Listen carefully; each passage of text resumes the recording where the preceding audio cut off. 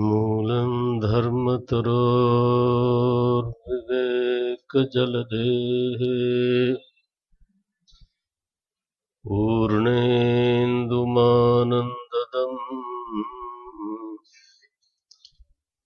वैराग्याम्बुजभास्करं यगगनध्वान्तापहम्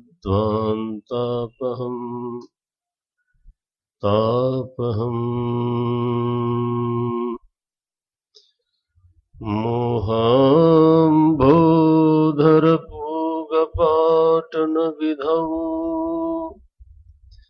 स्वसम्भवं शङ्करम्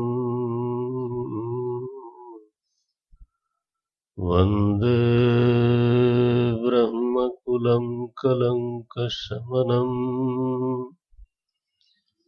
श्रीरामभूपप्रियम् वन्दे ब्रह्मकुलं कलङ्कशमनम् श्रीरामभूपप्रियम् सान्द्रानन्दपयोदसौभगतनुम् पीताम्बरं सुन्दरम् पाणौ बाणसरासनं कटिलसत् तूणीरभारं वरम् राजीवायतलोचनं धृतजटाजूटेन संशोभितम् सीतालक्ष्मणसंयुतं पथिगतं रामाभिरामं भजे। सीतालक्ष्मणसंयुतं पथिगतं रामाभिरामं भजे।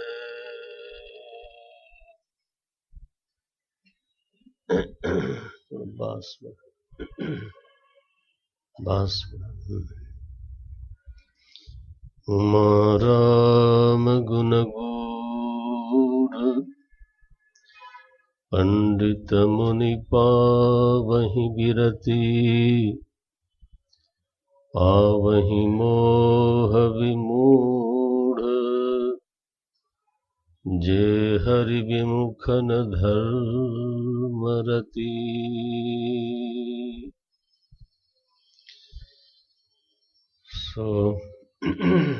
हम लोग अरण्य कांड में प्रवेश करने जा रहे हैं। अरण्य कांड में भी गोस्वामी जी ने भगवान शंकर का वंदन किया मंगलाचरण में। मूलम धर्मतरोः विवेक जलधेः पूर्णेन्दुमानंददम्। धर्म तरु के भगवान शंकर मूल हैं, वहीं से धर्म तरु को अंकुरण मिलता है, पोषण मिलता है। तो ये भगवान शंकर का पहला परिचय बताया। मूलम धर्म तरोः विवेक जलधेः। विवेक के समुद्र के लिए भगवान शंकर पूर्णिमा के चंद्रमा हैं। समुद्र के सामने जब पूर्णिमा का चंद्रमा आता है तो आप जानते हैं ज्वार भाटा उठती है। और भगवान शंकर की कृपा हो जावे तो विवेक का सागर हमारे भीतर ज्वार को प्राप्त होता है, लहराता है, उठता है, ऊपर की ओर उठता है। ये उपमा दी है।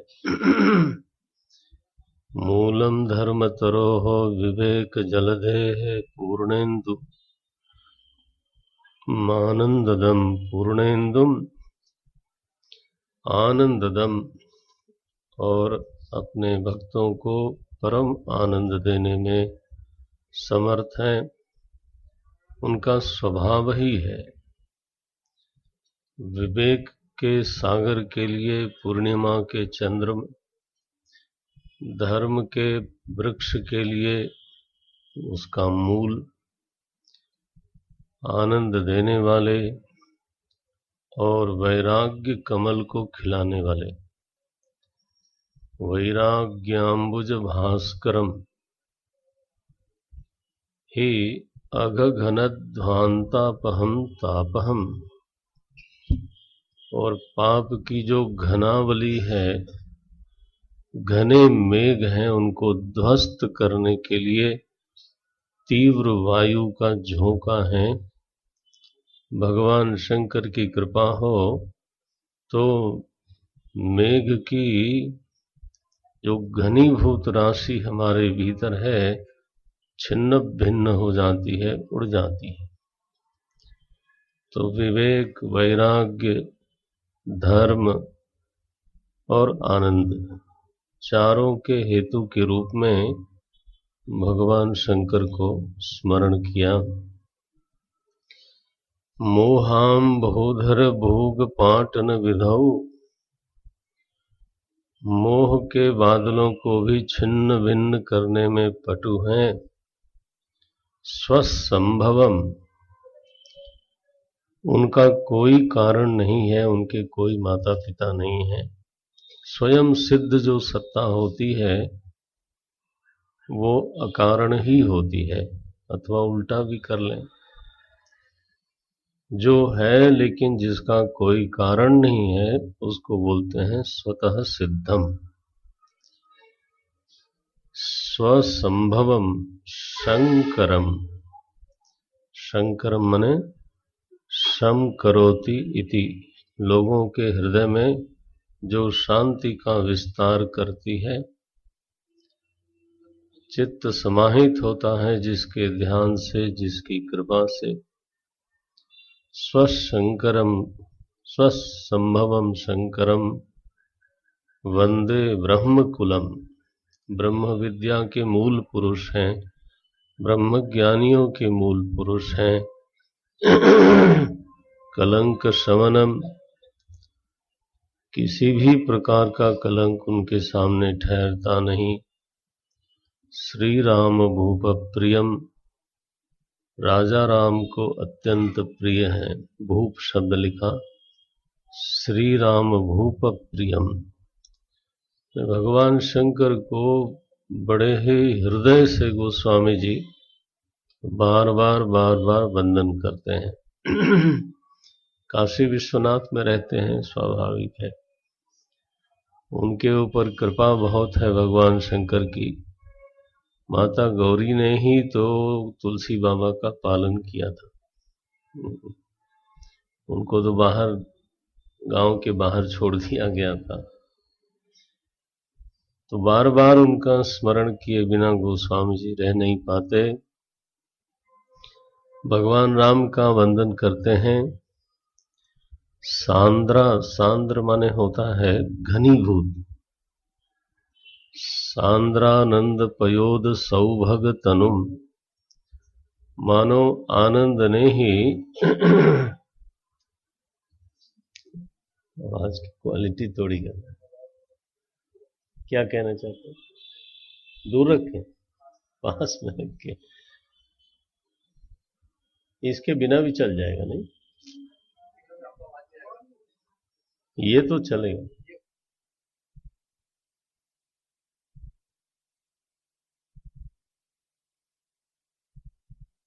सांद्रानंद पयोद सौभगतनुम, आनंद ही मानो घनीभूत होकर के, तो देहधारी होकर के प्रभु राम के रूप में अवतरित हुआ है। पीतांबरम सुंदरम, पीतांबर धारण करते हैं प्रभु।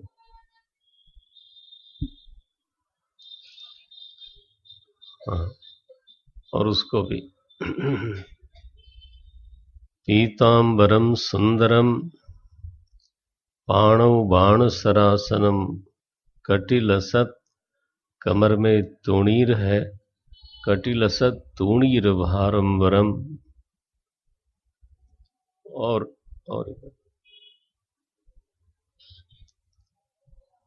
ठीक है। कटिलसत तूणीर भारंबरम, राजीवायत लोचनम, आंखें कमल की तरह खिली खिली रहती हैं। राजीवायत लोचनम धृत जटा जूटेन समशोभितम। अब वनवासी राम का वंदन है ये, इसलिए जटा जूटेन समशोभितम, मुकुटधारी नहीं है। जटाजूटधारी भगवान श्री राम प्रभु हैं। पथिगतम, मार्ग में चल रहे हैं। सीता लक्ष्मण संयुतम पथिगतम, रामाभिरामम भजे, अभिराम श्री राम का मैं भजन करता हूँ। शिवजी महाराज माता पार्वती को कथा सुना रहे हैं।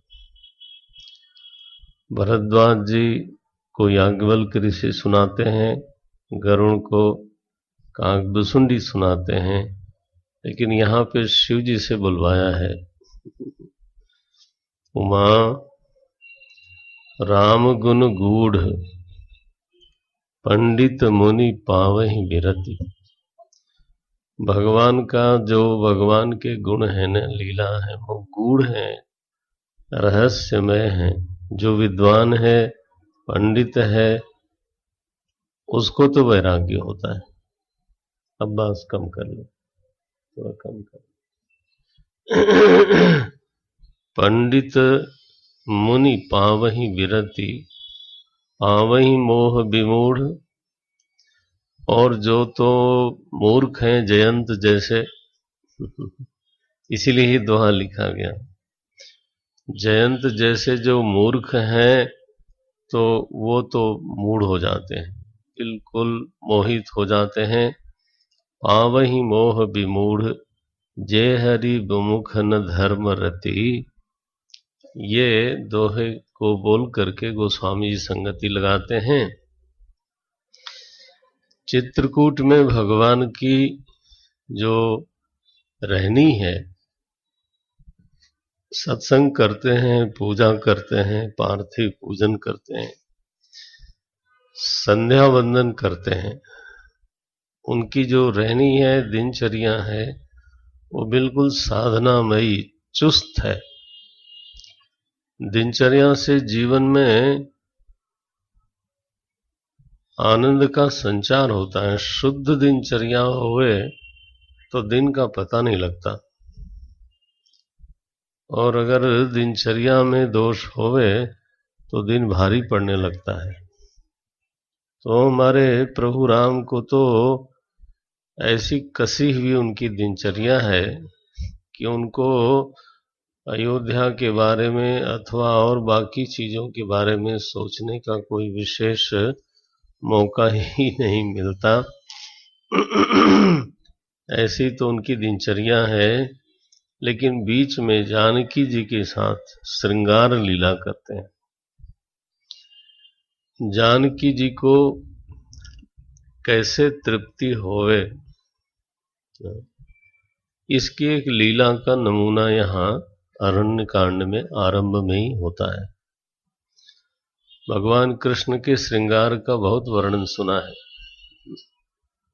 भगवान राम के श्रृंगार का वर्णन बड़ा सूक्ष्म है, थोड़ा सा संकेत करते हैं।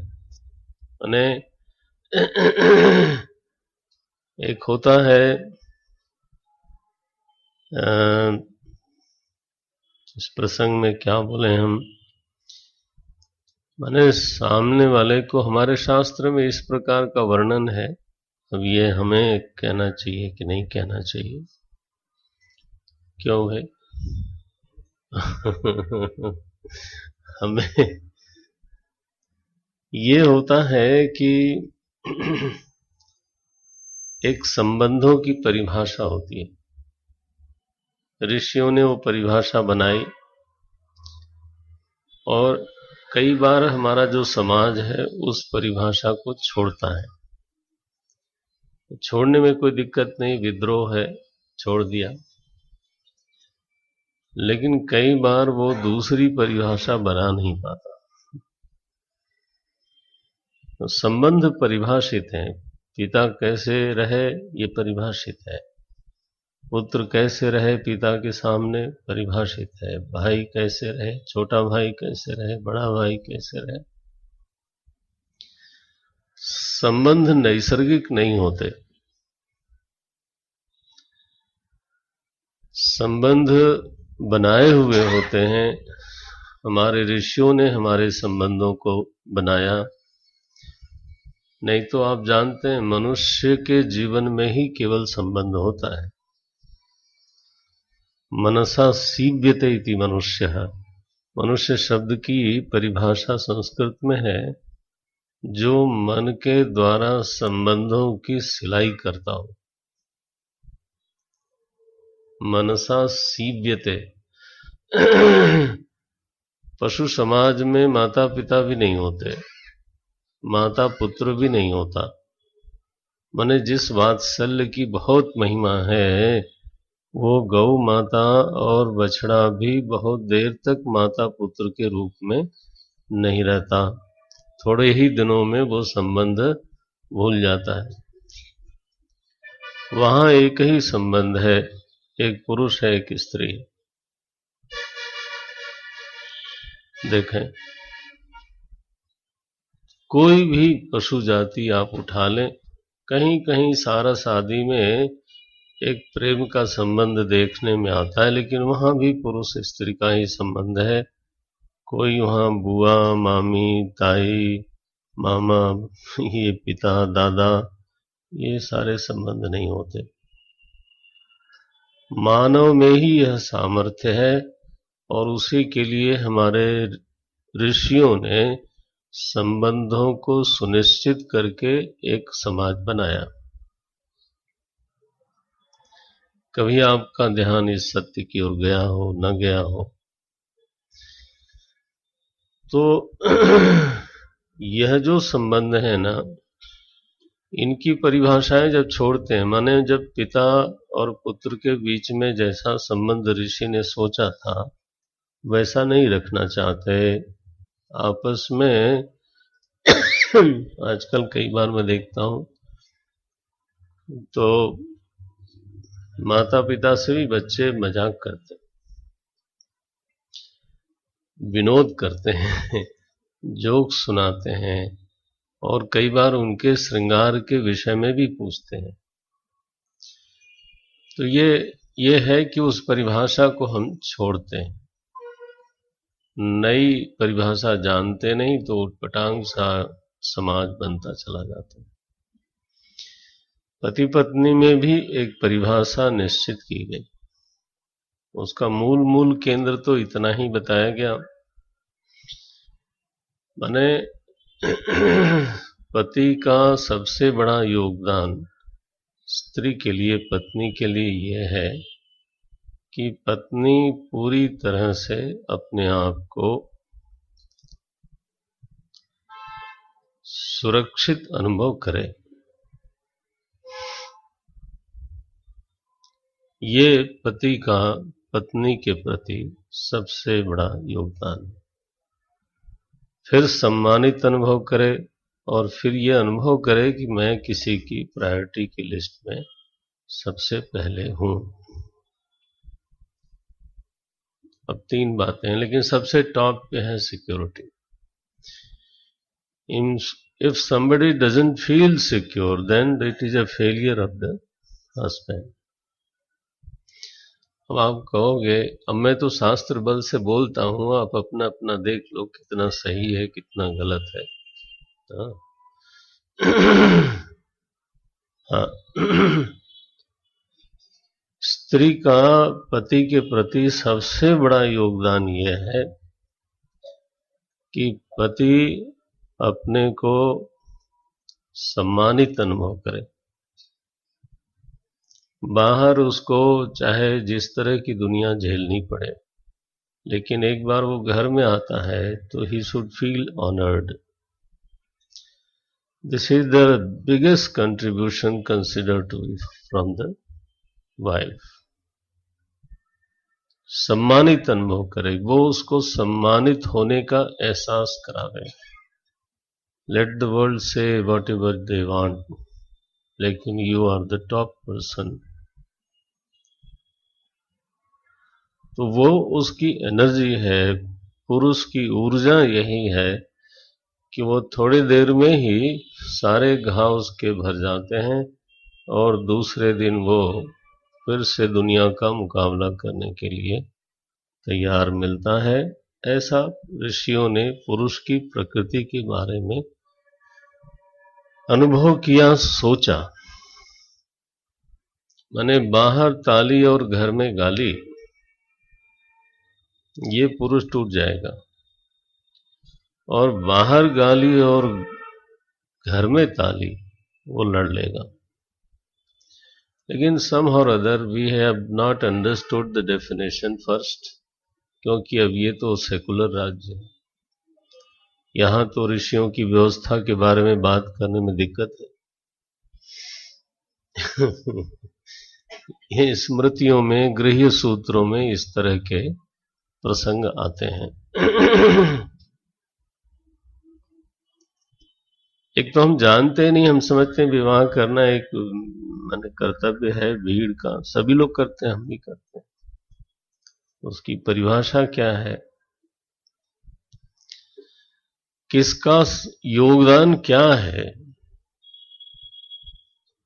पत्नी का पति के प्रति योगदान सबसे बड़ा क्या हो सकता है? She is the person who makes him feel honored from the first moment when he enter into the house।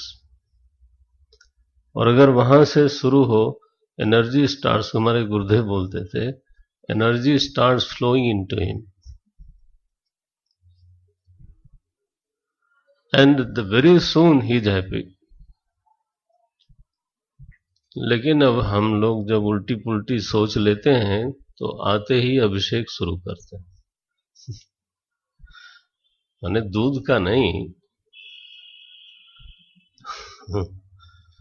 आलोचनाओं का जब अभिषेक शुरू होता है तो बेचारा पहले ही पिट पिटा के आया है, अब यहां जो बाकी थोड़ी बहुत कसर है, दोनों का योगदान अलग है। किसी भी व्यक्ति में दो पुरुषों में बराबरी नहीं होती, स्त्री पुरुष में बराबरी की क्या बात होती है क्या? बराबरी जो शब्द है वो सही है क्या? दो स्त्रियों में बराबरी हो सकती है? हमारे कल और आज में बराबरी हो सकती है? सबका योगदान अलग होता है। somebody has to feel cared, secured। तो ये जो श्रृंगार लीला भगवान ने करी ना, यहां उनके पास गहना देने के लिए था नहीं, वनवासी थे, लेकिन कैसे करते हैं वो एहसास देना, ये सबसे बड़ी बात होती है। तो वो कैसे करते हैं? एक बार चुनी कुसुम सुहाए। आज लक्ष्मण जी को लिया नहीं उन्होंने। आज उन्होंने कहा, लक्ष्मण जी आप पुष्प चयन नहीं करोगे, मैं खुद ही करता हूं। देख रहे हैं, एक बार इधर आओ जरा,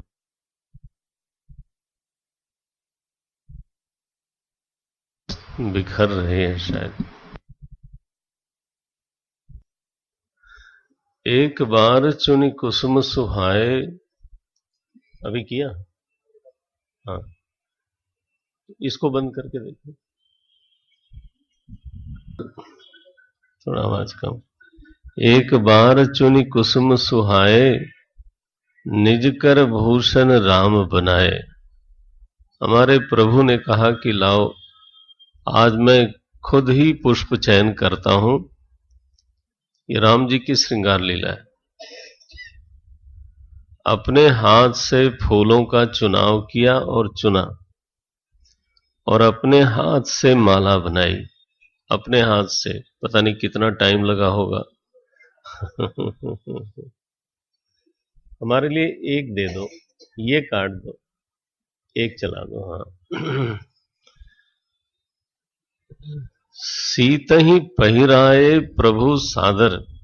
आप देखना शब्द को, मेरे पास समय बिल्कुल नहीं है, मैं एकदम भागना चाहता हूं। लेकिन जितना हो जाए चलो ठीक से हो जाए। इसमें शब्द देखना, एक बार पहिराए प्रभु सादर। सीत ही पहिराए प्रभु सादर, ये प्रेम और आदर दोनों एक साथ देते हैं। केवल प्रेम नहीं है इसमें, शब्द जो गोस्वामी जी ने दिया वो है सादर। सीत ही पहिराए प्रभु सादर। भगवान ने माता जानकी को, मैंने देखो कैसा लगा होगा जानकी जी को, कि आज देखो पूजा के लिए पुष्प चयन करते हैं लक्ष्मण जी, ले आके देते हैं।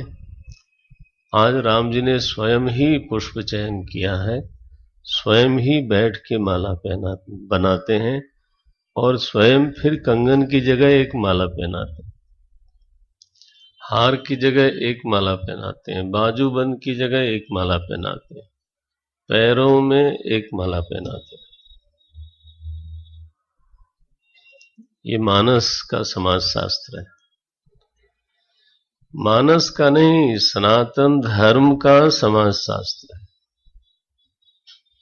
और पहनाते समय जो इमोशन कन्वे हो रहा है वो है आदर। देख रहे हैं ना ये शब्द, सीत ही पहिराए प्रभु सादर, बैठे फटिक शिला पर सुंदर। तो दोनों बैठे हैं और दोनों ही प्रेम में मग्न हैं। ऐसा आप्लावित हृदय है दोनों का इस समय। भगवान को लगा कि मैं लेट जाता हूं, तो जानकी माता की गोद में सिर रख करके प्रभु श्री राम सो गए। ऊपर से इंद्र का बेटा वो देखता है, बोले अरे इतनी श्रृंगार लीला तो हमने भी नहीं कभी की। बताओ, इनको लोग भगवान कहते हैं, इनकी तो पोल खोलनी चाहिए। कुछ लोगों ने एजेंसी बना रखी पोल खोलने की। तो उसने कहा नहीं नहीं, ये तो दुनिया के सामने पता चली, ये तो बिल्कुल कामी जैसा दिखता है। बताओ, माला खुद बनाया, पुष्प खुद चुना, और एक एक अंग में पहनाते हैं और फिर सो गए हैं आनंद से। जानकी जी मानो उनका लालन करती हो, पोषण करती हो। सुरपति सुत ये जयंत है। वैसे लोगों की वृत्ति कौवे को होती है तो कौवा ही बना फिर वो। तो कौवा बन करके गया है, और सीता चरण चोंच हति, माता जी के चरणों में चोंच मारा। बहुत कोमल अंग है तो खून निकल आया, और जानकी जी हटाती नहीं पैर को, भगवान सोए हुए। लेकिन जब गरम गरम उनको लगा ना, छुआ कहीं, तो आंख खुली, बोली ये क्या हुआ। देखा वो जा रहा है। तो एक तरफ तो ये प्रेम का प्रकरण आया। मैंने दूसरा कहा था कि टॉप प्रायोरिटी पे सिक्योरिटी होती है। भगवान ने बगल में एक सीख रखी थी, उसको बिना दंड के छोड़ा नहीं। तुमने अपराध किया है, you will never go unpunished my dear, you have done it something. ये समझ के उन्होंने उस सीख का प्रहार कर दिया उसकी तरफ, और महाराज वो तीनों लोक में भागा। उस सीख ने उसका पीछा नहीं छोड़ा। व्याकुल होकर के वापस जब आया, भगवान से माफी मांगता है, तो भगवान ने वध तो नहीं किया क्योंकि शरण में आ गया, लेकिन ये भी नहीं कि कहा कि अच्छा चलो छोड़ दिया। नो नो नो नो, उसकी एक आंख ले ली उन्होंने। देखो, दंड दिया उसको। अब ये जो प्रकरण है ना, ये जानकी जी के चित्त में कहीं जाकर के पूरी तरह से सुस्थिर हो गया। क्या कन्वे हुआ होगा, नो बडी कैन हार्म मी। यही तो, इंद्र का बेटा, उसने अपराध किया, भगवान के छोटे से प्रहार से उसको कहीं शरण नहीं मिली, अंततः he was punished. I am cared, I am loved. दाम्पत्य जीवन मधुर हो सकता है, ये तो एक छोटा सा प्रसंग है, लेकिन इसमें बिटवीन द लाइन बहुत कुछ पढ़ने लायक है। होना यही चाहिए, समाज बन जाता है, बनाना पड़ता है। मैंने निवेदन किया, संबंध जो है ना, नैसर्गिक नहीं है, बनाए हुए हैं। बनाए हुए हैं मनुष्य के द्वारा, समाज शास्त्रियों के द्वारा, तो निभाना भी पड़ता है उन्हीं को। हम लोग कई बार सोचते हैं संबंध नैसर्गिक हैं, एंड इसलिए ये अपने आप बने रहेंगे, we take it for granted. नहीं, संबंध बनाना, उसकी परिभाषा को ठीक से समझना और उसको सफल करना नहीं, उसको मधुर बनाना, this should be the project of the life.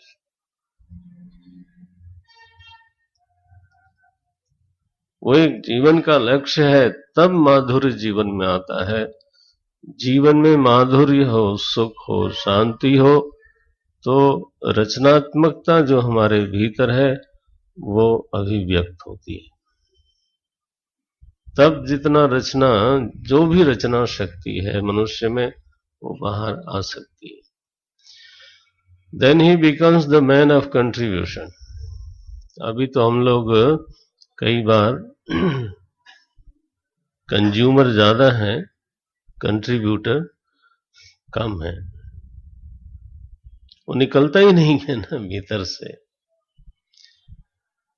तो जीवन को बनाना है, बाहरी जीवन को भी बनाना चाहिए, ये संकेत करने के लिए गोस्वामी जी ने जयंती की कथा बहुत संक्षेप में, मैंने तो केवल संकेत ही किया। तो जयंती की कथा आती है, एक नयन करी तजा भवानी, उसको एक आंख उसकी फोड़ दी, निकाल ली मानो। भगवान ने, जानकी जी ने सारा दृश्य देखा, उनके चित्त में एक ऐसा गहरा आश्वासन गया होगा, कोई चिंता की बात नहीं, चाहे मैं वन में रहूं, चाहे मैं महल में रहूं। तो चित्रकूट में इस प्रकार की लीलाएं हो रही थीं। फिर भगवान को लगा कि अब बहुत दिन हो गया, मैं फिर से रिपीट कर देता हूं। सम्मानित अनुभव कराना पत्नी का सबसे बड़ा योगदान है। अगर वो योगदान नहीं करती है तो she is the utter failure as per the rishis, utter failure. अगर उसको इस बात की गर्वानुभूति हो रही है कि मैं बराबरी में हूं, बराबरी में रह के आपको क्या मिला? मिला क्या? केवल संघर्ष, लड़ाई, दोनों क्या बोलते हैं, दुखी राम बन के बैठे। और अगर पत्नी सिक्योर फील नहीं करती है तो it is utter failure of the husband. समाज शास्त्र में दाम्पत्य जीवन की नट सेल में ये परिभाषा है, ऋषियों की परिभाषा है। आज के समाज शास्त्री तो पता नहीं क्या क्या बोलेंगे, तो उनको जैसा बोलना है बोले।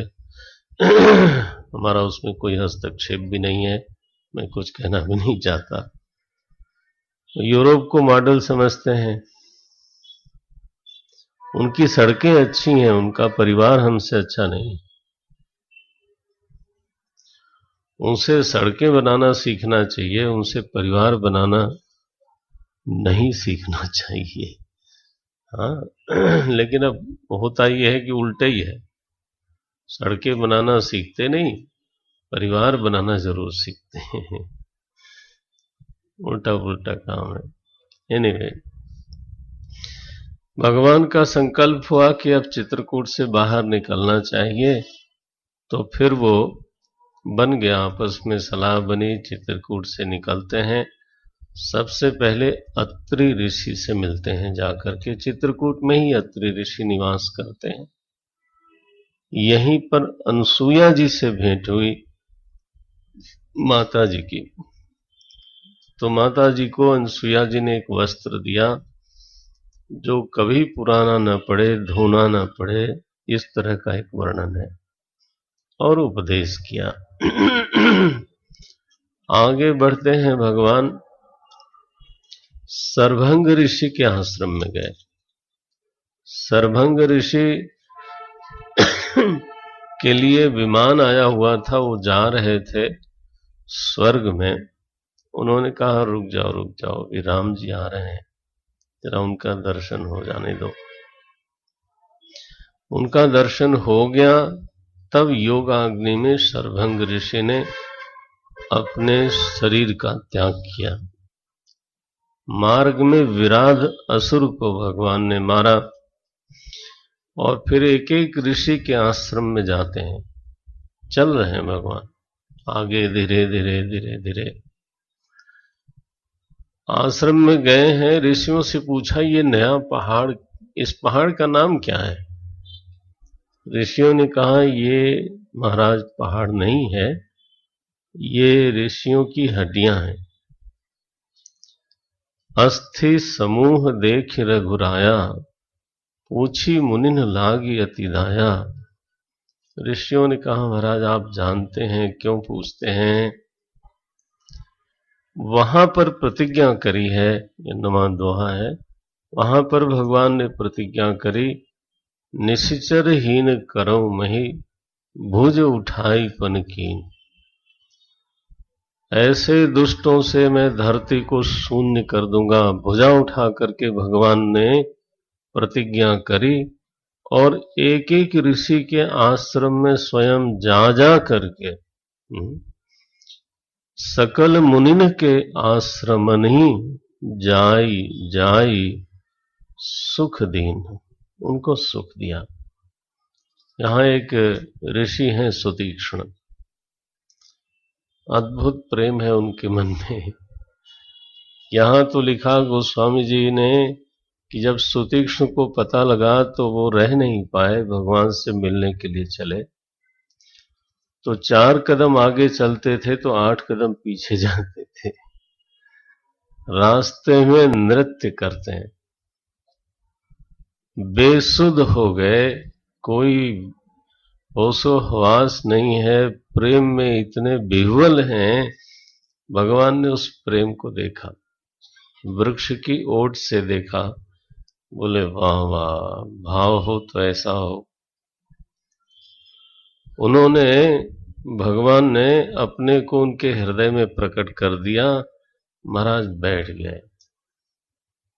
पुलक शरीर पनस फल जैसा। पनस तो आप जानते हैं, कटहल को बोलते हैं। उसमें जैसे कांटे निकलते हैं ना, वैसे सुतीक्ष्ण के सारे रोए खड़े हुए। क्या उपमा दी है। सुतीक्ष्ण जी ऐसे भाव विह्वल, आनंद विह्वल हैं। भगवान ने देखा, सामने चले गए भगवान, वो आंख बंद किए ध्यान कर रहे हैं। बोले ये कमाल का भगत है, अभी तक तो मेरे लिए दौड़ भाग रहा था, आगे जा रहा था, पीछे जा रहा था, अब मैं सामने हूं तो इसने आंख बंद कर लिया। तो हृदय में से उनको धीरे से अपनी मूर्ति हटाई।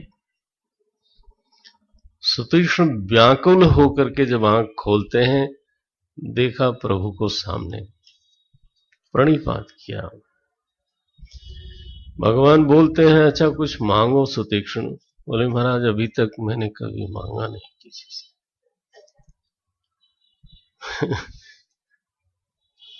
भगवान ने उनको भक्ति दी। बोले अब मैं मांगता हूं। क्या मांगते हो, पहले तुमने मांगा नहीं। बोले अब क्या मांगते हो। बोले महाराज मैं ना अभिमान मांगता हूं।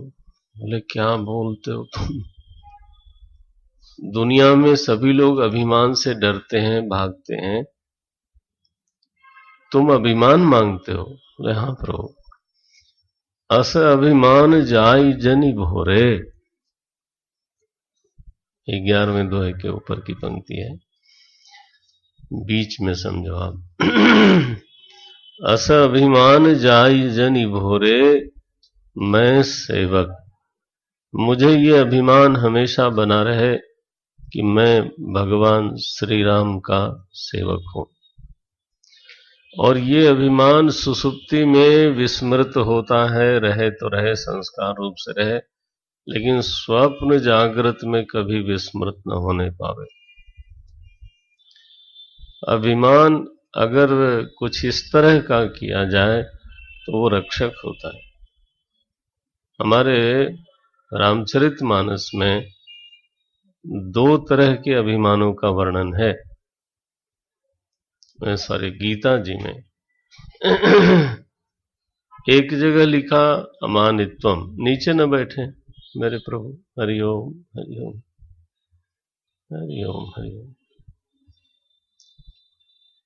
आराम से। गीता जी में एक जगह तो लिखा अमानित्वम, अदम्भित्वम, अहिंसा, शांति ही आर्जवम। मने अमानित्व जो है वो जीवन में होना चाहिए। लेकिन गीता जी में ही एक जगह लिखा नातिमानिता, अतिमान नहीं होना चाहिए। देखो 2 शब्द लिखा। एक जगह लिखा अमानित्वम 13वें अध्याय में, लेकिन दूसरी जगह लिखा नातिमानिता। नातिमानिता का मतलब क्या है, थोड़ा मान अलाउड है। थोड़ा मान इसलिए अलाउड है कि अगर अपने वंश का मान हो, अपने सद्गुरु का मान हो, अपने आराध्य का मान हो, तो वो मान मेरे लिए कवच का काम करता है। ये नहीं लगता कि मैं कोई भी कैसे भी निकल जाऊंगा, कुछ भी पहन लूंगा, कुछ भी बोल दूंगा। नो, हमारे वशिष्ठ जी, विश्वामित्र जी, ऋषि लोग बहुत बार भगवान की प्रशंसा सीधे करने की बजाय ऐसा बोलते हैं, आपको तो ऐसे करना ही चाहिए। कस न कहो तुम राम अस, हंस वंश अवतंस। आपका वंश ऐसा है, आपको तो ऐसा करना ही चाहिए। तुलसी बाबा को बार बार ये कहना है, वशिष्ठ जी को बार बार ये कहना है कि राम, तुम अपने वंश की मर्यादा का ख्याल रखना। आदमी जब अपने कुल का, वंश का मान छोड़ बैठता है, कई बार ही बिकम्स स्ट्रीट डॉग। और क्या है, चाहे जिसके साथ संबंध कर लिया, चाहे जिसके साथ जैसा पहन लिया, जैसा उठ लिया, जैसे बात कर ली, मान हमेशा बुरा नहीं होता। सुतीक्ष्ण ने इसलिए मान किया, लेकिन मान इस बात का नहीं कि मैं बड़ा ऋषि हूं। क्या मान मांगते हैं? अस अभिमान जाय नहीं भोरे, मैं सेवक रघुपति पति मोरे। मैं भगवान का सेवक हूं और फिर मुझे ऐसा करना चाहिए और ऐसा नहीं करना चाहिए। इस मान के कारण ही मेरे धर्म का निर्धारण होगा, मेरी रहनी का निर्धारण होगा। लोग कहेंगे देखो भगवान का सेवक बनते हो और ऐसे बात करते हो। देखो, तो मेरी वाणी का संयम होगा, मेरी इंद्रिय का संयम होगा, मेरी साधना का निर्धारण होगा इसी मान के कारण। इसलिए ये मान दो मुझको। मुझे तो लगता है कि वैसे तो जीव भाव जब तक है तब तक मान तो रहता ही है, तो फिर यही मान क्यों नहीं? देहाभिमान की बजाय और साधारण अभिमान की बजाय मैं बुद्धिमान हूं, मैं विद्वान हूं, ये दुनिया भर का मान तो सिर पे ऑलरेडी चढ़ा हुआ है। लाओ मान को मान से काट दे। भक्ति की साधना ऐसी है, ममता से ममता को काट देती है, मान को मान से काट देती है। हाँ, भक्ति की साधना ऐसी है, सब कर ममता ताग बटु। ममता का उपयोग कराती है, ममता की निंदा नहीं करती। सब कर ममता ताग बटोरी, मम पद मन ही बांध बर जोरी। ये यहां अभिमान को अभिमान से काटा, राग को राग से काटा। ये साधना की पद्धति है, उपाय है।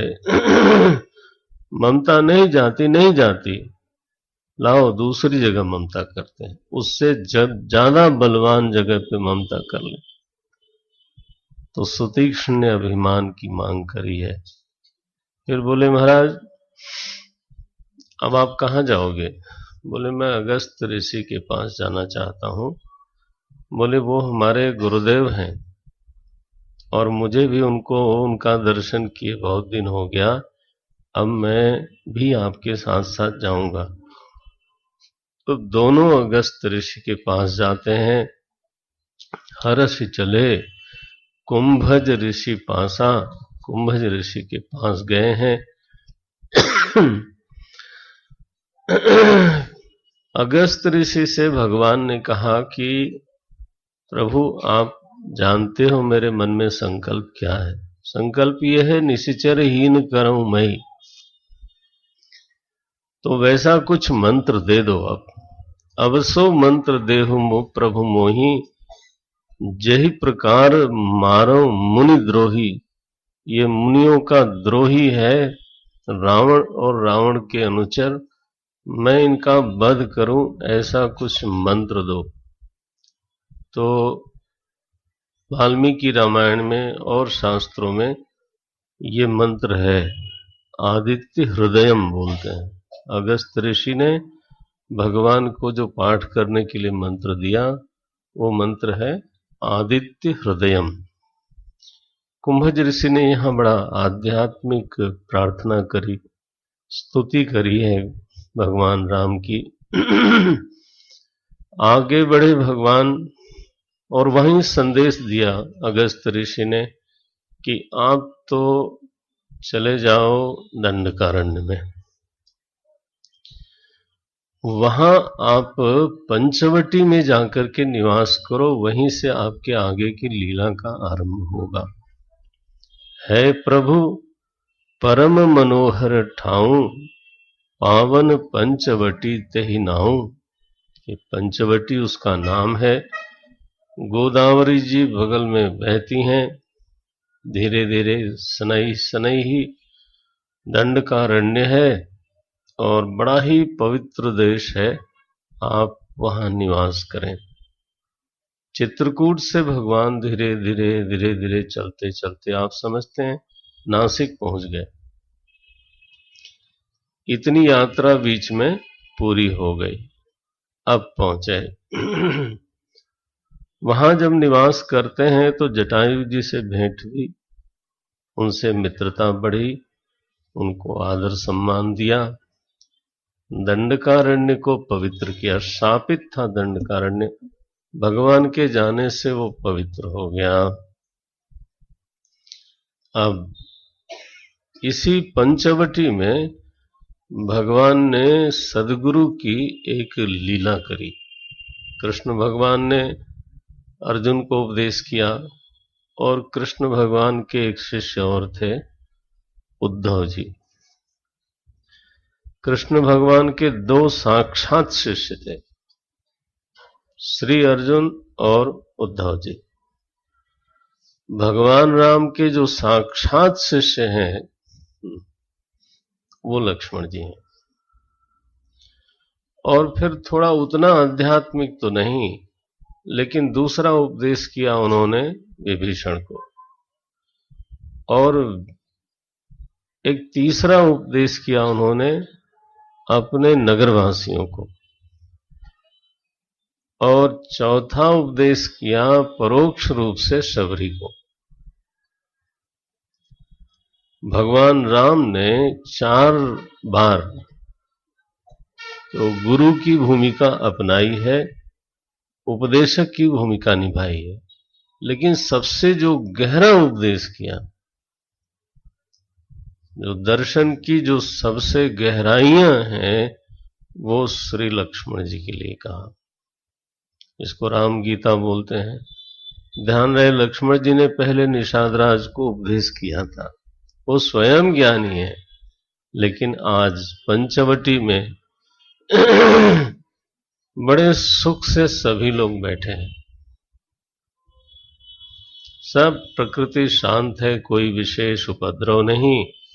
तो ये 14वें अध्याय के ऊपर की पंक्ति है, इसको जरा हम पढ़ लेते हैं। एक बार प्रभु सुख आसीना, एक बार प्रभु लक्ष्मण बचन कहे चलहि ना।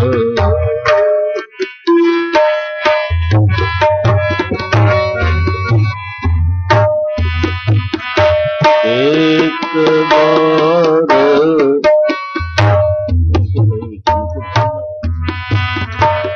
श्रुति सुर मिलना। एक बार प्रभु प्रभु सुख आसीन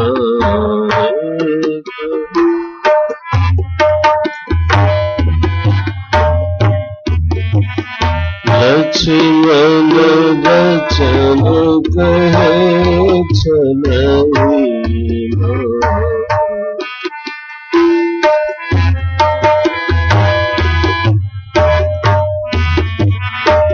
सुर नर मुनि सचराचर साई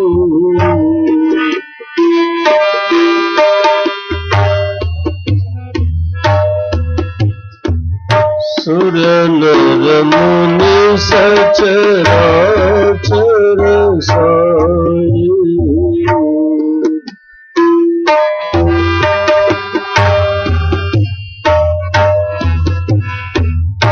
मैं पूछूं निज प्रभु की नाई मैं पूछूं निज मोहि समुझाए कहूँ सोई देवा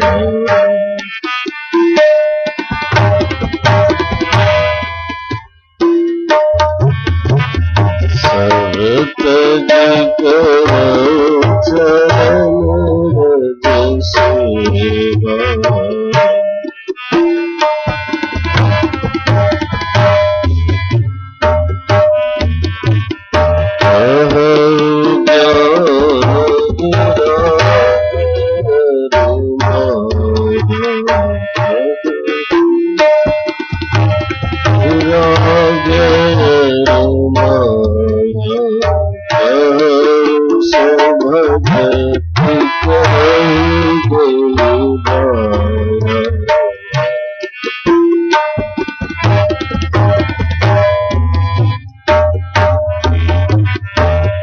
ईश्वर जीव प्रेम प्रभु ईश्वर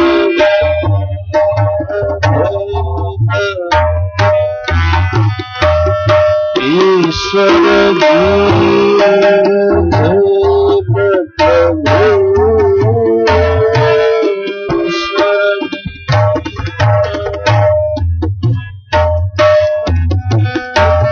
सकल कहो समझाई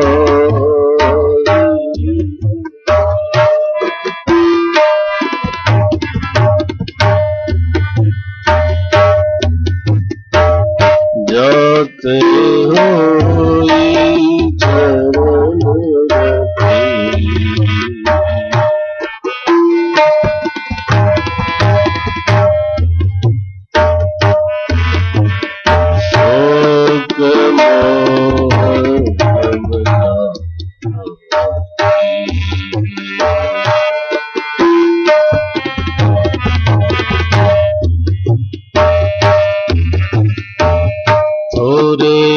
रति सब कहूँ बुझाई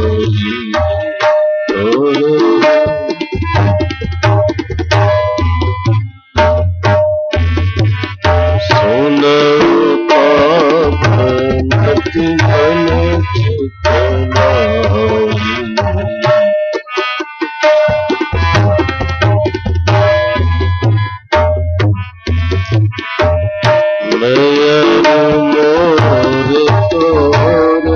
चितनाई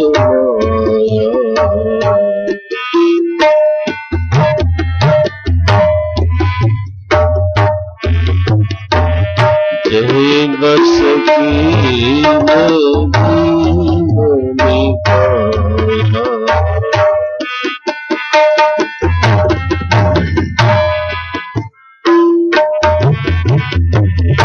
मैं मोर तोर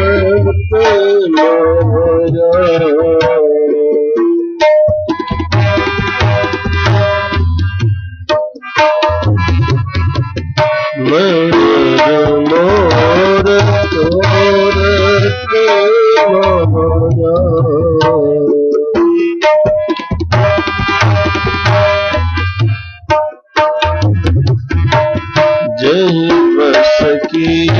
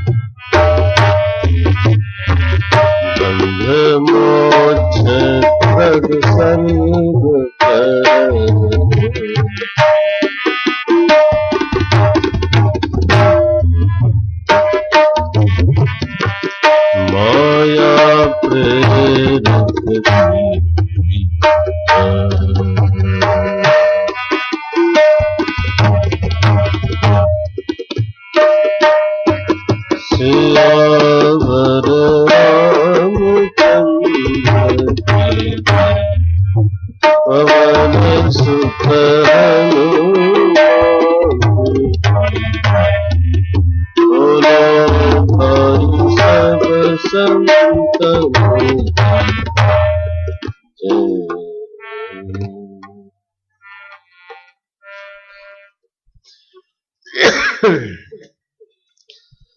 एक बार ये प्रकरण है।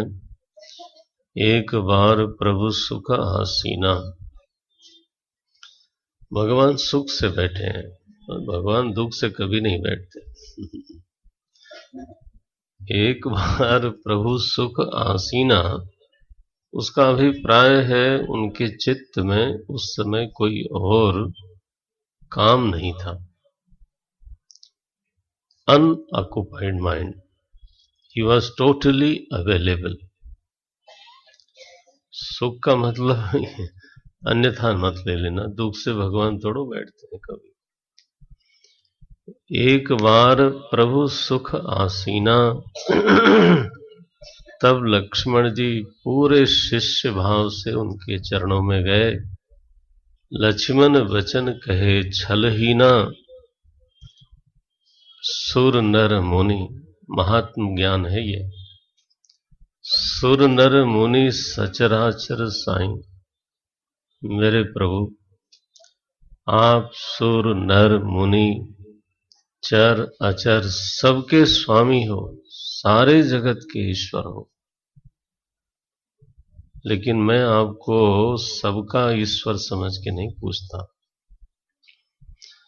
मैं पूछूं निज प्रभु की नाई। हमारे मधुसूदन सरस्वती जी ने भक्ति का एक ग्रंथ लिखा। बहुत बड़े विद्वान हुए, वेदांत के अद्वैत सिद्धि जैसा ग्रंथ लिखा उन्होंने भक्ति रसायनम करके ग्रंथ लिखा। उसमें कहा ईश्वर है, इस बात को जो स्वीकार करता है, मानता है, उसको आस्तिक बोलते हैं, भक्त नहीं बोलते। लेकिन ऐसा ईश्वर मेरा है, उसको भक्त बोलते हैं। अस्थि के साथ जब ममता जुड़ती है, तब भक्ति का उदय होता है। बहुत सारे संत हैं, लेकिन ये मेरे हैं, वहां भक्ति होगी।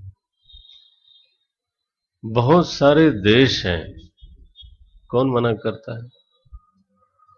अमेरिका अस्ति, इंग्लैंड अपि अस्ति, फ्रांसोपि अस्ति। सारे देश हैं, लेकिन भारत भी एक देश है, ऐसा थोड़ा है। भारत मेरा देश है। जब मेरा लगता है ना, तब भक्ति का संचार होता है।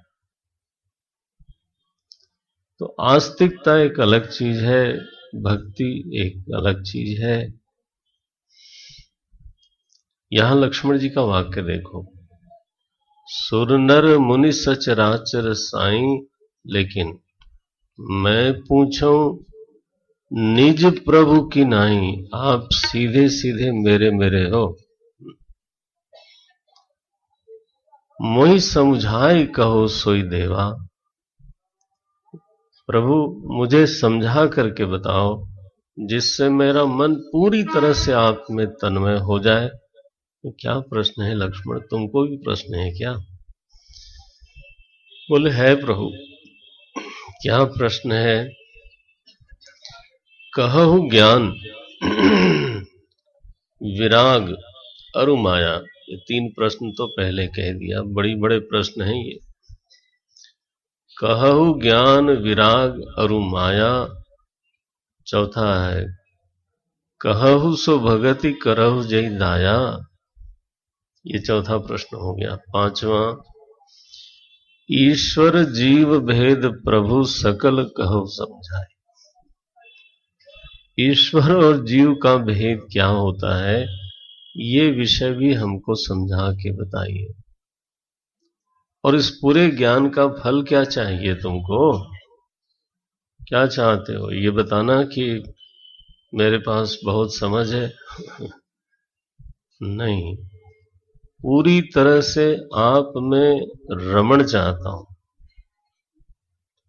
ज्ञान का फल है रमण। जाते होई चरण रति, ये भक्ति की भाषा है। चरण रति वेदांत की भाषा होगी आत्मरति। ज्ञान केवल ज्ञान रख जाए और आत्मरति का उदय न होवे तो ज्ञान पूरा नहीं माना जाता। कर्तव्य तब तक शेष माना गया, गीता जी में ही लिखा यस्य आत्मरतिरेव स्यात् आत्मतृप्तस्य मानवः आत्मन्येव च संतुष्टः तस्य कार्यं न विद्यते अन्येषां कार्याणि विद्यन्ते। जब तक रमण का उदय न हो जाए, जब तक भीतर संपूर्ण संतुष्टि न हो, संपूर्ण रति न हो, संपूर्ण तृप्ति की सिद्धि न हो जाए, तब तक केवल जानकारी को पूरा नहीं माना गया। जाते होई चरण रति शोक मोह भ्रम जाई। प्रभु मुझे ऐसा उपदेश करो। 5 प्रश्न हैं, ज्ञान, विराग, माया, भक्ति और भेद, ईश्वर जीव का भेद। ये 5 प्रश्न लक्ष्मण जी ने किया और हमारे भगवान जो उपदेश करते हैं बोले थोरे हूं मोह। लक्ष्मण जी आप इतने लायक हो, इतने लायक शिष्य हो कि आपको बहुत विस्तार से समझाने की जरूरत नहीं है। आप जानते हैं थोड़े में वही समझता है जो बहुत लायक हो। बल्कि ऐसा भी कहना पड़ता है कि थोड़े में वो समझता है जिसको विस्तार मालूम है। खूब विस्तार से कोई बात समझ के रखी हुई हो पहले से, तो इशारे से वो आदमी समझ लेता है। लेकिन विस्तार न मालूम हो तो उस थोड़े से बोलने में बात बनती नहीं। तो योग्यता बहुत चाहिए और विस्तार से पहले से मालूम होना चाहिए। गोस्वामी जी यहां लिखते हैं, और प्रभु राम के मुख से ये वाक्य आता है, थोड़े ही मह सब कहूं बुझाई सुनहु तात। मेरे भाई सुनो, लेकिन सुनो कैसे? ये अंडरलाइन कर लें वेदांती लोग, साधक लोग भी अंडरलाइन कर। सुनो तात कैसे? मति मन चित लाई। मन को, चित्त को, मति को, तीनों को समेट करके फिर सुनना। और ध्यान रखना इसमें अहंकार को मत लाना। अंतःकरण के 3 का तो वर्णन किया, अहंकार का नहीं। सुनहु तात मति मन चित लाई, थोड़े ही मोह सब कहां बुझाई। अब बताना शुरू करते हैं। पहला प्रश्न क्या था? ज्ञान।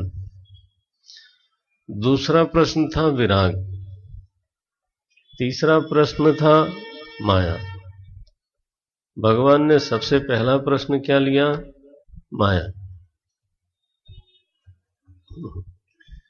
अज्ञान को समझे बिना ज्ञान को कोई क्या समझेगा? बंधन को ठीक न समझा जाए तो मोक्ष को कोई समझता ही नहीं। कई बार तो लोग बहुत शान से बोलते हैं कि मुझे मोक्ष नहीं चाहिए। आपको दे कौन रहा है महाराज? मोक्ष माने क्या होता है? छूटना। मोक्ष धातु का अर्थ होता है छूटना। किससे छूटना? जिससे आप छूटना चाहते हो। किससे छूटना चाहते हो? सुख से कि दुख से? आदमी छूटना चाहता है दुख से और फिर कहे मुझे मोक्ष नहीं चाहिए, तो आप क्या समझते हो? ऐसा कोई बोले तो आपको क्या समझ में आएगा कि इसको पता नहीं है कि मोक्ष शब्द का अर्थ क्या होता है। दुनिया में ऐसा कोई प्राणी नहीं है जो दुख से नहीं छूटना चाहता हो। सारा प्रयास उसी के लिए है, और हम छूटते भी हैं लेकिन फिर पकड़े जाते हैं, बार बार पकड़े जाते हैं। तो जब ये इच्छा कभी हो जाए कस के कि छूटे, और ऐसा छूटे कि फिर से पकड़े न जाएं, इसको बोलते हैं आत्यंतिक मोक्ष। कुछ पाने का नाम मोक्ष थोड़ो कहा गया। मुच धातु का अर्थ पाना नहीं होता। अब किसी ने कहा कि परिस्थिति से दुख होता है, अच्छा, तो उससे छूटने की इच्छा होगी। खराब परिस्थिति से दुख होता है तो उससे छूटने की इच्छा होगी। बोले फिर दुष्कर्म से ऐसी परिस्थिति आती है तो दुष्कर्म से छूटने की इच्छा होगी। कर्म का कारण इच्छाएं हैं, उनकी वजह से कर्म होता है। अगर ये समझा तो कोई चाहेगा कि इच्छा कम हो। बुद्ध ने कहा तृष्णा रहित हो जाए जीवन।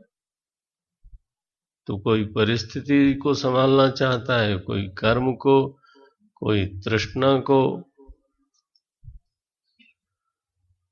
मन में प्रश्न आया कि इच्छा होती ही क्यों है।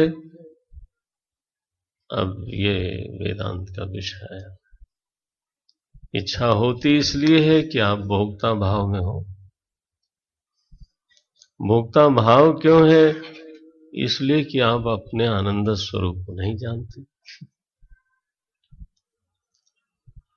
तो अगर अज्ञान बंधन है, यहां तक बुद्धि पहुंच गई तो ज्ञान मुक्ति है।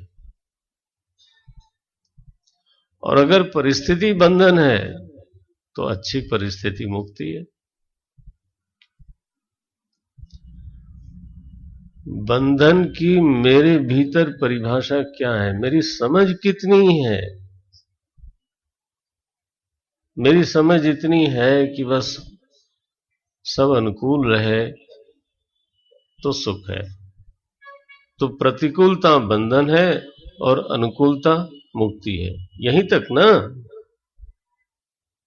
लेकिन अनुकूलता प्रतिकूलता आती कहां से है? कर्म से। दुष्कर्म से प्रतिकूलता, सत्कर्म से अनुकूलता, यही तो फिर अगर वहां तक जाएंगे तो फिर ये निर्णय होगा कि दुष्कर्म से बचना चाहिए। बहुत अच्छी बात है, बहुत दूर तक बच सकता है आदमी। लेकिन ध्यान रहे, अगर कोई करता है, कोई जीव भाव में है, तो पूरी तरह से दुष्कर्म से बचना संभव नहीं।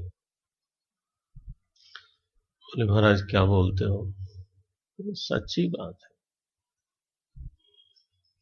वासना का इतना दबाव है चित्त पर, परिस्थिति बाहर से अलग से दबाव डालती है। दो दबावों के बीच में हम सैंडविच की तरह पड़े हुए हैं। नारायण, कई बार तो क्या सही है क्या गलत है ये विवेक भी सही नहीं होता।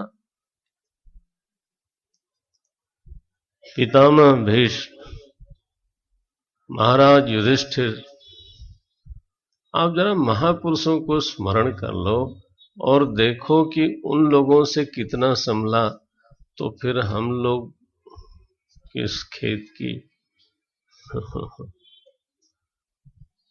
ये बेकार का अभिमान पालने की क्या जरूरत है? कुछ दिनों तक निरंतर सत्कर्म हो भी जाए, ये ऐसा सांप सीढ़ी का खेल है। न समझो तो सब अच्छा है, समझो तब गड़बड़ है।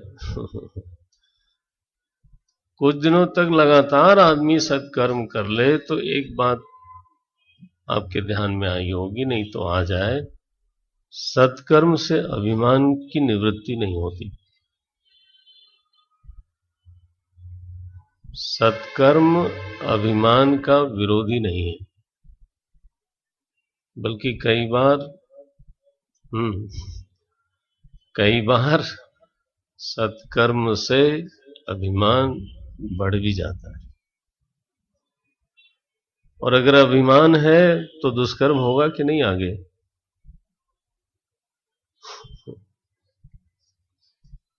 माने फिर दुश्मन की जरूरत है। इसलिए ये भूल कर्म के धरातल पर रह करके आत्यंतिक निदान हो जाए, ऐसा हमारे महापुरुष लोग नहीं मानते। और हमेशा सदिच्छा बनी रहे या तृष्णा शून्यता हो जाए, ये संभव नहीं है। लोगों ने जाना इस बात को, अच्छी तरह से मनन करके निर्णय किया, जब तक अपने स्वरूप का ज्ञान है तब तक भोक्ता भाव है, जब तक भोक्ता भाव है तब तक इच्छा है, जब तक इच्छा है तब तक कर्म है, जब तक कर्म है तब तक सुख दुख दोनों है। चूंकि बंधन का मूल रूप है स्वरूप का ज्ञान, इसलिए बंधन की संपूर्ण निवृत्ति होती है ज्ञान से। और हमारे पता नहीं कहां से कहीं कुछ ना सपने हूं ज्ञान, सपने हूं संत सभा नहीं सही। गुरु परंपरा से वंचित लोग बड़े जोर से हाँक करके अभिमान पूर्वक बोलते हैं हमें ज्ञान नहीं चाहिए। तो ये साक्षात मूर्खता की ध्वजा है, ध्वजा पताका है। बेवकूफ, तुमको ज्ञान नहीं चाहिए तो क्या चाहिए?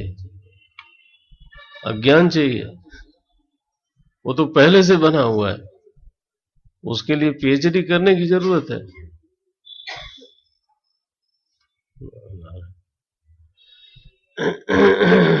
उसी अज्ञान के कारण जो दो वृत्तियां एक साथ उठती हैं ना, उसका नाम है माया। दोनों वृत्तियां एक साथ उठती हैं, युगपत हैं। मैं तो यहां विस्तार नहीं कर सकता, इस पर तो यज्ञ होता है। इसी केवल एक प्रसंग में 7 दिन यज्ञ होता है, और लेकिन वो यज्ञ होता है और बहुत गंभीर श्रोता होने चाहिए। क्या बोलते हैं? मैं अरु मोर तोर तह माया। ये दोनों वृत्ति एक साथ होती है, मैं और मेरा। कभी इस पर विचार करना, मेरा के बिना मैं नहीं हो सकता। अब आज तो मैं क्या बोलूं?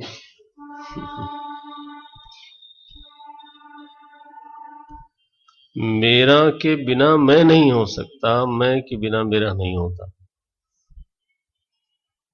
This is the very basic thought is called Maya. Without mixing the object, you cannot experience the subject. चलो ऐसे बोल दो।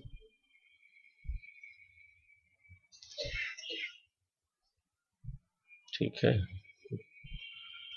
शरीर को मिलाया तो मैं बना, बुद्धि को मिलाया तो मैं बना। मैं विद्वान, मैं सात्विक, मैं सज्जन, मैं दुर्जन, मैं मनुष्य, मैं स्त्री, मैं पुरुष। बिना मिलाए मैं को जरा करके देखो, क्या कमाल है। मैं तो केवल आज एक अनुभूति में ठोकर मार दे रहा हूं बस। ये शरीर मेरा है कि मैं हूं?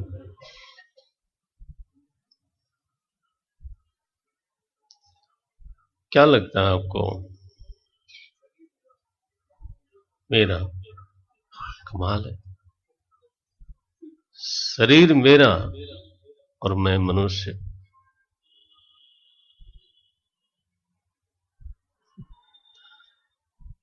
बोलो। ये क्या मसला है? मेरा मनुष्य कभी अनुभव में आता है?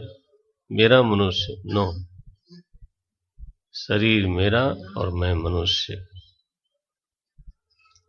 क्या बढ़िया है। आंख मेरी और मैं आंख वाला।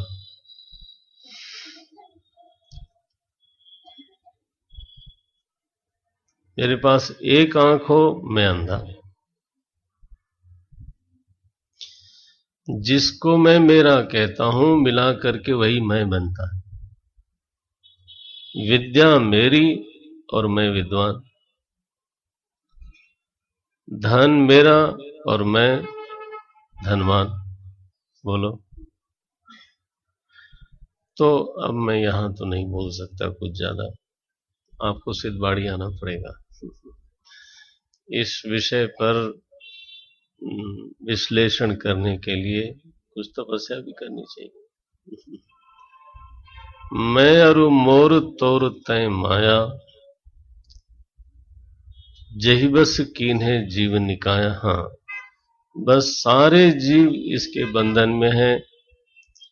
सुनो लक्ष्मण जी, जहां तक इंद्रियों की और मन की पहुंच है, आप इतना जान लो, वो सब माया से ही बना है। गो गोचर लगी जहां मन जाई, सो सब माया जानहु भाई। इस माया के दो भेद हैं।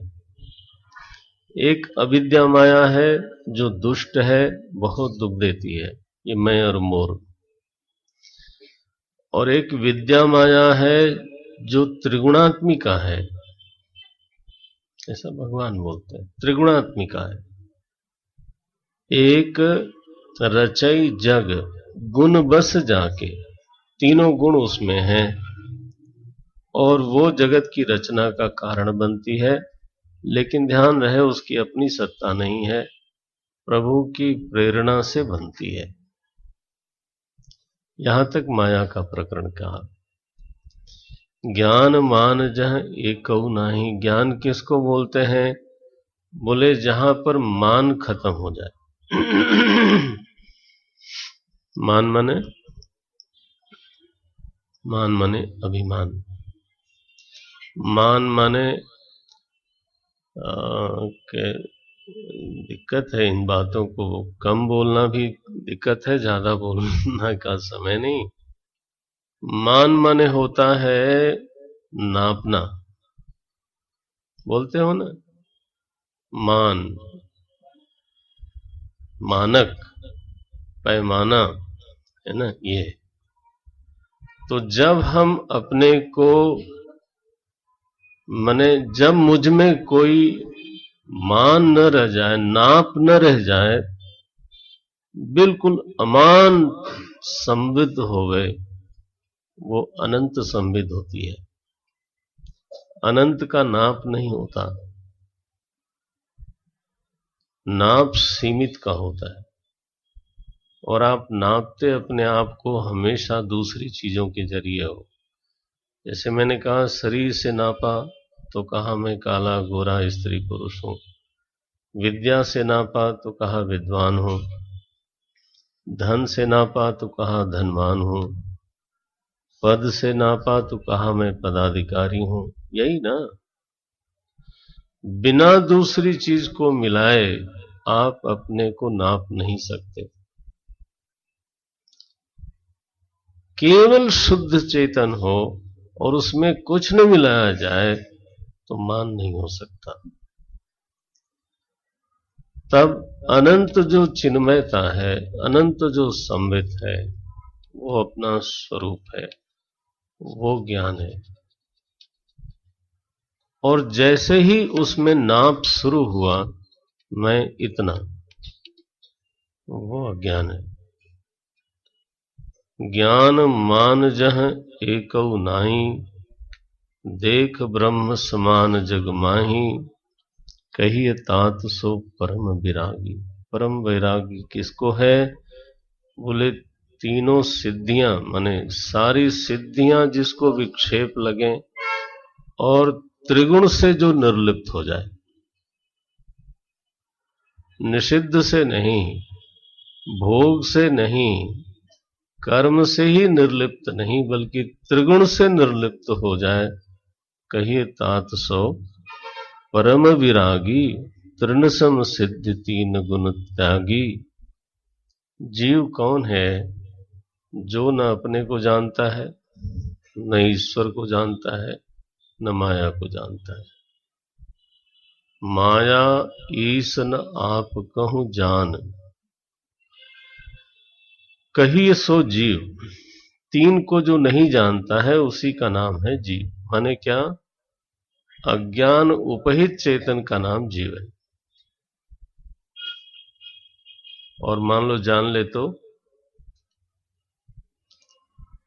अब देखो इन्होंने कहा न जान कहिए सो जीव, और मान लो जान ले तो ध्यान रखना गोस्वामी जी ये कह रहे हैं, अथवा तुलसी बाबा भगवान राम ये कह रहे हैं कि जीव कोई वास्तविक स्थिति नहीं है। प्रभु ने ये कहा कि जीव तब तक है जब तक अज्ञान है। अगर कोई अपने को जान ले, अगर ईश्वर को जान ले, माया को जान ले, तो जीव नहीं रहा तो क्या रहा फिर? बोले बंध मोक्ष प्रद सर्व पर, माया प्रेरक शिव।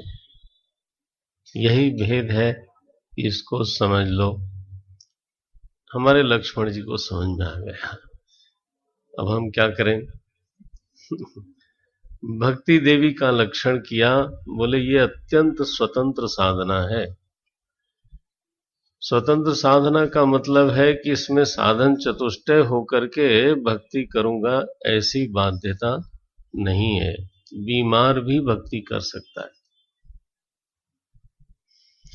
अनधिकारी भी भक्ति, अनधिकारी कोई होता ही नहीं भक्ति के लिए।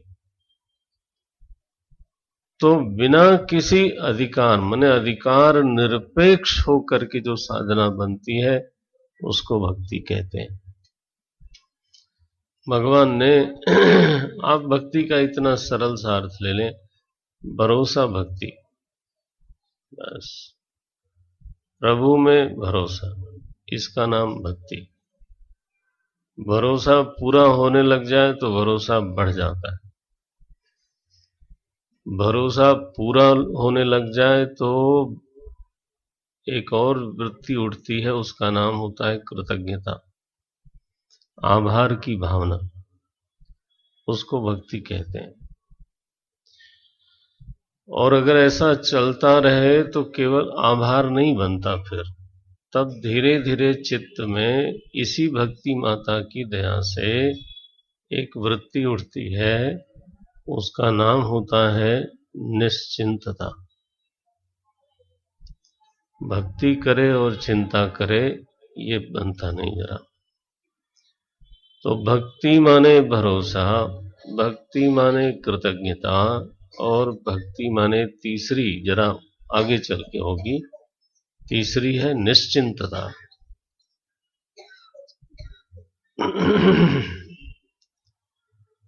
और निश्चिंतता अगर चित्त में बढ़ी तो आप जानते हैं ना, निश्चिंत चित्त में चिंतन होता है।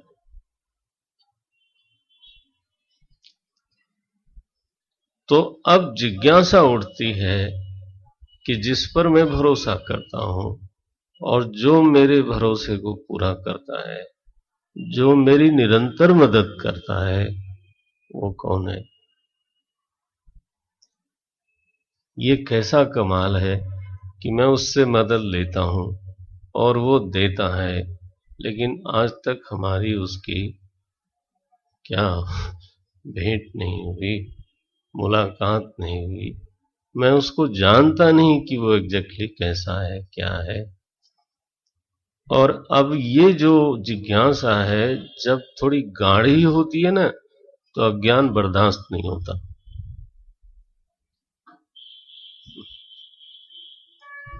अज्ञान जब बर्दाश्त न हो उसको जिज्ञासु बोलते हैं।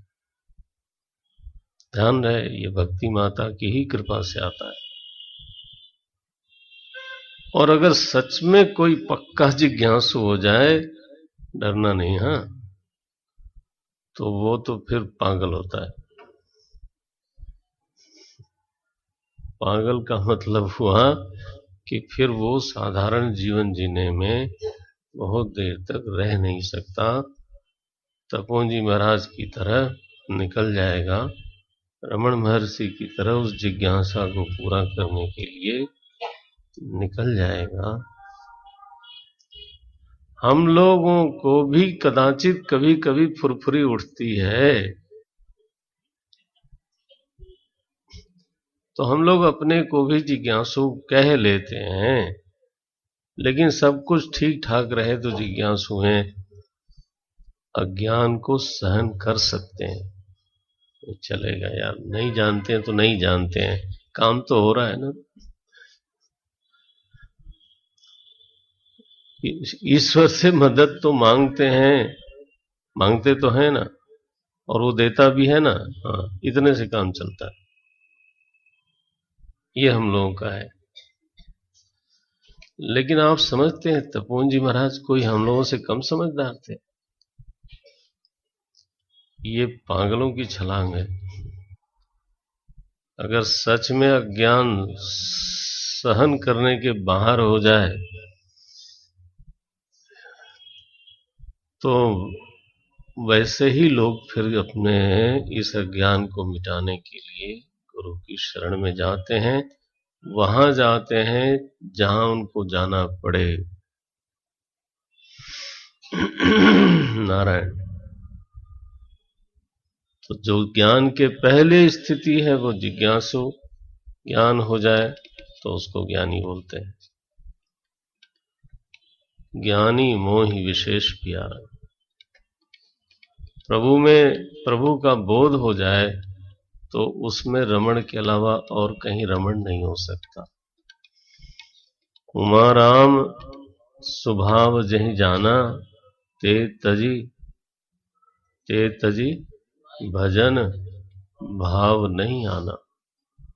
बस ये भक्ति है, भक्ति का ये क्रम है। लेकिन उठता है, ध्यान रहे, भक्ति का क्रम जितना हमारी समझ में आता है, भक्ति का पहला चरण है भरोसा। और चलो देर ही सही, लेकिन मैं एक बात और कहूं, भरोसा करना आदमी का स्वभाव है, और भरोसा करना आदमी की जरूरत है।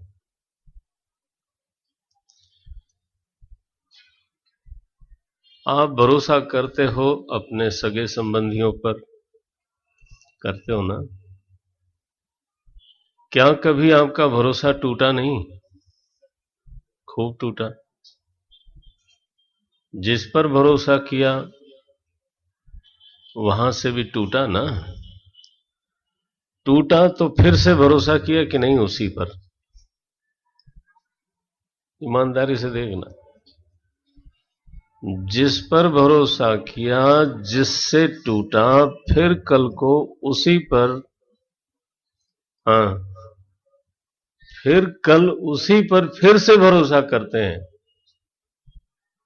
क्योंकि भरोसे के बिना आदमी रह नहीं सकता, ये उसकी मजबूरी है। मजबूरी भी है और वो कर भी सकता है। जीव की सामर्थ्य है कि वो भरोसा कर सकता है, जीव की नियति है कि उसको भरोसा करना ही करना है। तो जब इतने लोगों ने भरोसा तोड़ा फिर भी आप भरोसा करते हो, तो एक बार उस पर भी करो ना। क्या अधिक से अधिक क्या होगा? टूट जाएगा, यही तो क्या दुनिया में टूटा नहीं है आज तक? कौन सी नई बात हो जाएगी? और कहीं न टूटे तो तब तो फिर हो चुका, तब शुरू हो जाएगी। इसलिए let us believe. Goswami ji ने कहा पहला कदम रखना हो भक्ति का, बिन विश्वास भगति नहीं। पहला कदम रखा ये, बिन विश्वास भगति नहीं, तहि बिन द्रवहि न राम। राम कृपा बिनु सपने हो, जीवन लह विश्राम। इसलिए भक्ति बहुत प्यारी चीज है। आराम से शुरू करिए, प्रभु करे बढ़े। अच्छा भाई, ये कथा पूरी हुई। इसके बाद शूर्पणखा आती हैं, उनकी नाक कान काटी जाती है। असल में पहले ही नाक नहीं थी। नाक होती तो ऐसा काम नहीं करती, लेकिन वो पहले ही नाक नहीं थी। तो लक्ष्मण जी ने कहा लाओ सबको बता दूं कि इनके नाक नहीं है। तो और कान भी नहीं था, क्योंकि राम जी ने कुछ कहा उन्होंने सुना ही नहीं, लक्ष्मण जी ने कुछ कहा उन्होंने भी। बहरहाल उनकी नाक कान कटी, खरदूषण का वध हुआ। अब शूर्पणखा जाती हैं रावण के पास, और बहुत महाराज डांटती भी है। बड़ी बहन होगी शायद, छोटी भी हो तो डांट लेती है। तो बहुत डांटती है और राजनीति सिखाती है उनको। बोले करसी पान सोवस दिन राती। अरे तू दिन भर पीता है, सोता रहता है। रावण को बोलती हैं। ये प्रकरण है, सारे प्रकरण पढ़ने लायक है, और मुझे आशा करूंगा कि आप पढ़ोगे, क्योंकि मैं कहीं कहीं तो स्वाद चखाता हूं। राजनीति बिनु, राजा राज्य जो है ना, नीति के बिना नष्ट हो जाता है। ये 20वें दोहे के बाद की पंक्तियां हैं। राजनीति बिनु धन बिनु धर्मा, हरि ही समर्पे बिनु सत्कर्मा। कौन बोल रहा है? शूर्पणखा। कई बार आश्चर्य होता है कि त्रेता की जो खलनायिका थी वो भी इतनी समझदार थी।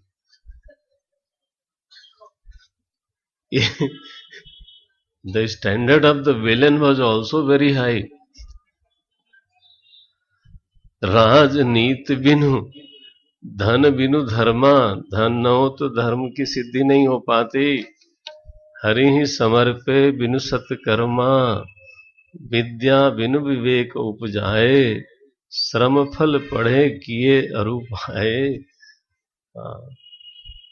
ऐसे बोलती हैं डांट डांट के। इसी प्रसंग में फिर रावण उठता है, मारीच के पास जाता है, और वहां उसने मारीच से मृग बनने को कहा। मारीच ने कहा भाई इसके हाथ से मरना बेहतर है कि राम जी के हाथ से मरूं। और वहां जब स्वर्ण मृग बन करके गया तो माता जी ने कहा कि इसका चर्म बहुत बढ़िया है, ये तो मुझे चाहिए। भगवान इसका शिकार करो। भगवान की लीला है, मालूम है कि अब करना है ये काम। दौड़े, मारीच का वध किया। उसने मरते समय हा लक्ष्मण कहा। लक्ष्मण जी को कुछ कटु वचन कहा माता जी ने। लक्ष्मण जी गए हैं और इस बीच में रावण ने जानकी जी का हरण किया। जटायु से उनका संघर्ष हुआ, जटायु का भी वध हुआ। भगवान जब लौटे तो अब उनकी विरह लीला चलती है। खोजते खोजते जटायु के पास गए तो जटायु का ऐसे श्राद्ध संस्कार किया जैसे महाराज दशरथ का नहीं कर पाए थे। कहीं पदावली में लिखा, जटायु को धूर जटान सुझारी। भगवान ने गोद में लिया जटायु को, चोट बहुत लगी थी तो उसको हाथ से नहीं, जटायु की धूरी जटान झारी। ऐसा बोले, जटायु कहो तो जिलाऊं। बोले महाराज अब इतना बेवकूफ तो नहीं हूं मैं, आपकी गोद में अब शरीर छूट रहा है, इसको छोड़ करके मैं फिर जी के क्या करूंगा।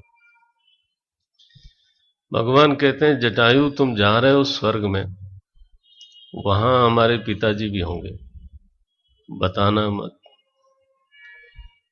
जो मैं राम, ये कहा, अगर मैं राम हूं तो रावण अपने पूरे खानदान के साथ वहां जाके बताएगा, माने अब मैं उसका सर्वनाश किए बिना छोड़ूंगा नहीं। इस तरह का वहां प्रतिज्ञा करी है। आगे चले हैं, बीच में उन्होंने कबंध का वध किया और अब शबरी के आश्रम में प्रवेश करते हैं। शबरी के आश्रम पगुधारा। अब ये प्रसंग हम मेरे ख्याल से अंतराल की बात देखें तो बेहतर है। ये बहुत ही दिव्य प्रसंग है माता शबरी का। तो स्वस्थ होके निश्चिंत होके देखते हैं। ओम।